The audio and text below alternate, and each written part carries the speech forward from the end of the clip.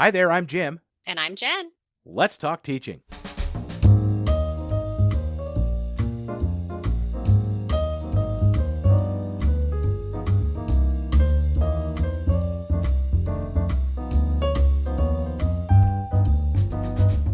Welcome to Let's Talk Teaching, a podcast from the Center for Teaching, Learning, and Technology here at Illinois State University. I'm Jim G., and joining us today, a longtime friend of the show and now the boss of the show, Dr. Jennifer Friberg. She is our current director at the Center for Teaching, Learning, and Technology. Hi, Jen. How are you? Great, Jim. How are you doing today? Good. I gave you kind of the royal rollout here because you've actually been our director for about a year. And what a year it's been. It's been the year of COVID. You've been on the podcast before, but welcome to the podcast officially as the person who signs my paycheck. There we go. Well, I might not sign your paycheck, but I approve your time. How's that? That works. That works. We should also mention that you hold the Endowed Cross Chair in the Scholarship of Teaching and Learning. So you're kind of what we're going to talk about today. You're approaching this from actually three sides, because we're going to talk today about the fall semester coming up and teaching while wearing face coverings, while wearing a mask. And just remind folks listening, what is your actual discipline? I come from the discipline of speech language pathology, and on our campus, that'd be in the Department of Communication Sciences and Disorders. And Right. so while I'm not a practicing speech pathologist anymore, I'm dangerous enough to be familiar with the research that's out there about speech perception and speech reception and speech comprehension and this how that might interact with wearing masks while we try and communicate with small or large numbers of students this fall. Before we get into some of the pronunciation issues or the articulation issues that we may have, can you talk in general, what are some of the challenges that students may have in a class, even in the best of times in a face-to-face class, as far as hearing and understanding what the instructor is saying? Well, I mean, in non-masked times, Mm-hmm. there's lots of things that can get in the way of understanding messages that go back and forth from speaker to listener. You may have ambient noise like a heater or an air conditioning unit or a really loud light fixture, the shuffling of feet and desks and electronic sounds that happen, and all of those things interrupt the natural flow of how signals pass from individuals who are trying to deliver messages to individuals who are trying to receive messages. And we make it work. We ask for people to repeat things, or we turn off the air conditioning, or we turn off the lights, or we ask people to silence their cell phones. Whatever it is that gets in the way of communication, in traditional non-pandemic times, we've been able to find our workarounds. And I think we're both here to suggest that going forward into this fall, when we think about teaching with an added layer of complexity in terms of communication, that there are similar things we can do to work around some of the barriers we might find while wearing masks, as instructors, right? Getting our Mm-hmm. students to understand what we're trying to discuss with them, but also as instructors trying to understand what our students are saying to us from across, large or small classrooms. Right. And we should also mention that we are in no way suggesting that you should take off your mask. If we are required right now to wear our masks, that's the added degree of difficulty that we have, but there are some solutions around that. Currently, as we're recording this, we will be required to wear masks, but we will not have the social distancing restrictions. So we are also talking about a classroom that is going to be at full capacity as well, which Correct. brings more ambient noise. So what's the added problem with wearing a mask, with actually having our mouths covered? Well, there's a couple different things. First of all, we use a lot of visual input when we are listening to someone talk to us. So we might watch facial expression. We might watch the shape of someone's mouth as they're speaking. Those things obviously are harder if you have a face covering or a mask on, because those avenues of nonverbal understanding are shut down to you. And along with that, there's been some research that's been done pre-COVID, because there hasn't been a lot of mask research done during COVID, in college classrooms, but in different clinical settings where you have medical students, nursing students, speech pathology students who wear masks in clinical settings for patient health and hygiene and have done that for decades. That in particular, certain sounds are impacted by the use of masks, and those are typically high frequency sounds. My audiology friends would applaud my use of that phrase, but high frequency sounds like S, like in Sam, or F, like in fish, or TH, like in thank. Those sounds, they're very high pitched and strident, and those sounds in particular are impacted when Hmm. we have a face covering.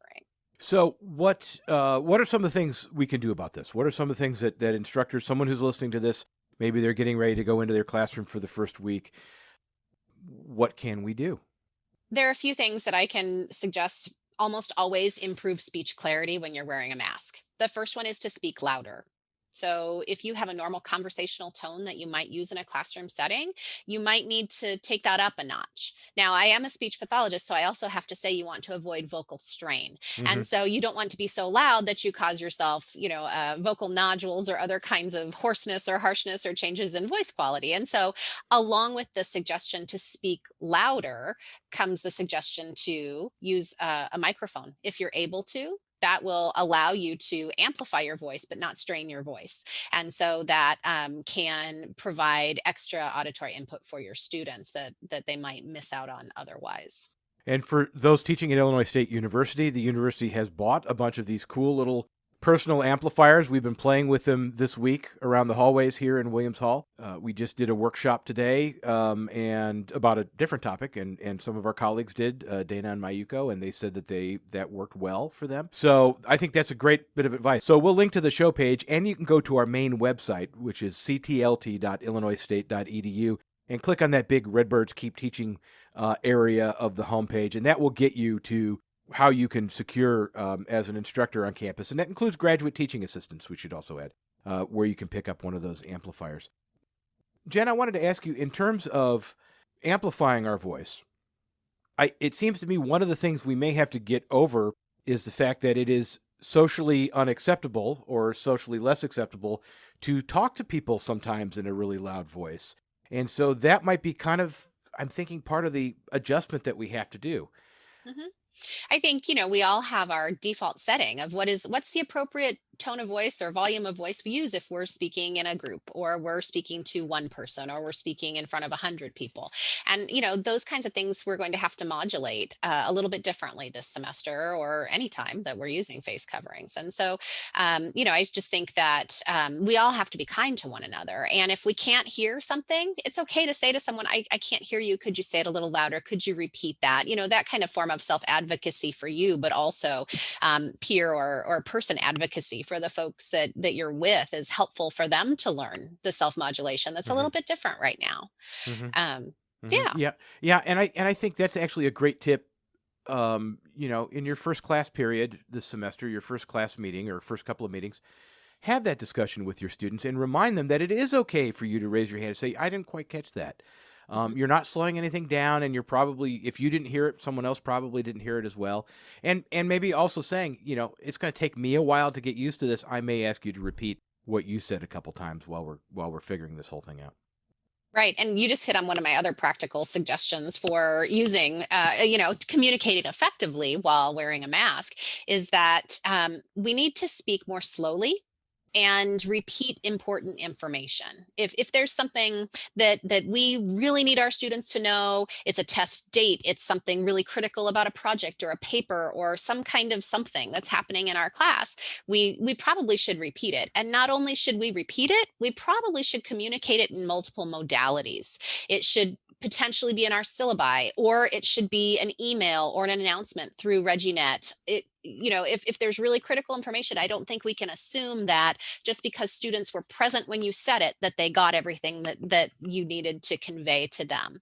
And Mhm. so, making sure that you put in writing the most critical instructions that you have for your students. If there's a lecture or a discussion that will be foundational to your course content, think about recording a very short video, not wearing a face mask, and uploading that to ReggieNet.